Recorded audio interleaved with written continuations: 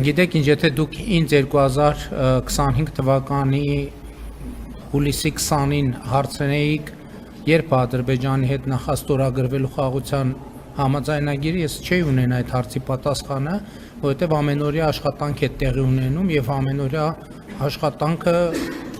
չեմ կարող ասել ինչքան կտևի։ Այո, իհարկե հնարավոր չի, բայց էլի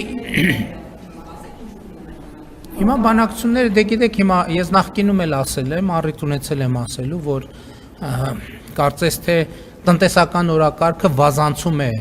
քաղաքական օրակարգին, ինչը լավ է, որովհետև քաղաքական օրակարգերը նրա համար են, որ սպասարկեն տնտեսական օրակարգը եւ օգոստոսի 8-ի իրադարձությունները բավարար դաշտ են բացել տնտեսական գործակցության համար եւ ուրախ եմ, որ Հայաստանի եւ Ադրբեջանի միջեւ երկկողմ, այսինքն առևտրաշրջանառություն է ձևավորվում, հույս ունենամ հնարավորինս շուտ նաեւ ոչ միայն Ադրբեջանից ապրանքներ կներմուծենք, այլև Հայաստանից ապրանքներ կարտահանվեն Ադրբեջան։